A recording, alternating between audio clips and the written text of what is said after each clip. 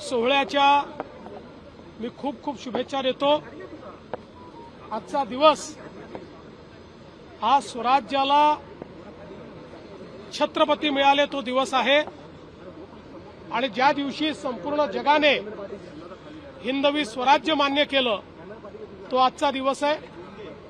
आणि मला अतिशय आनंद आहे की अशा या पवित्र दिवशी छत्रपती शिवरायांचा 20 फुटी ब्रॉन्झचा पुतळा त्याचं अनावरण नवी मुंबईच्या विमानतळावर झालेलं आहे।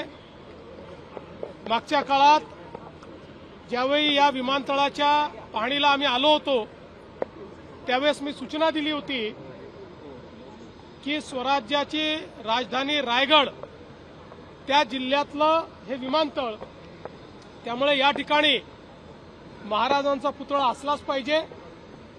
आणि मला अतिशय आनंद आहे की केवळ 8 महिन्यामध्ये हा भव्य अशा प्रकारचा पुतळा तयार झाला। आज आम्ही त्याचं अनावरण केलं आहे आणि मला विश्वास आहे या आंतरराष्ट्रीय विमानतळावर येणारा आणि जाणारा प्रत्येक प्रवासी हा महाराजांच्या या प्रतिमेतून, महाराजांच्या पुतळ्यातून, महाराजांच्या स्मारकातून त्या ठिकाणी ऊर्जा प्राप्त करेल। आणि म्हणून मी या ठिकाणी हे जे अडाणी एअरपोर्ट्स लिमिटेड आहे त्यांचंही मनापासून अभिनंदन करतो, सिडकोचं मनापासून अभिनंदन करतो आणि पुन्हा एकदा छत्रपती शिवरायांच्या चरणी नतमस्तक होतो। नवी मुंबई विमानतळासंदर्भातल्या नावाच्या संदर्भातला अजून एक प्रश्न बघा, नवी मुंबई विमानतळाला लोकनेते दिबा पाटील यांचंच नाव दिलं गेलं पाहिजे हा आमचा आग्रह आहे। त्या संदर्भात आम्ही कारवाई पूर्ण केली आहे।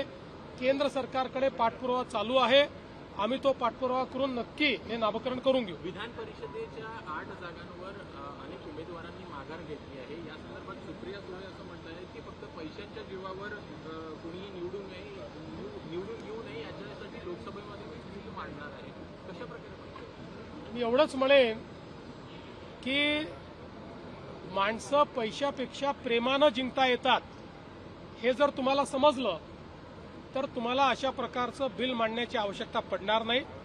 तथापि या निवडणूक प्रक्रियेत परिवर्तन झालं पाहिजे या संदर्भात जर कोणी बिल मांडणार असेल तर मला काहीच हरकत नाही।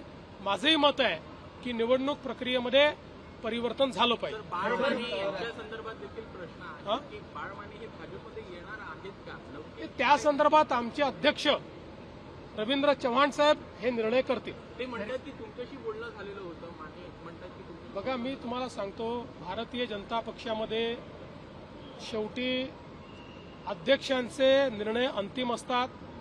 बाळ माने आम्हाला परके नाही।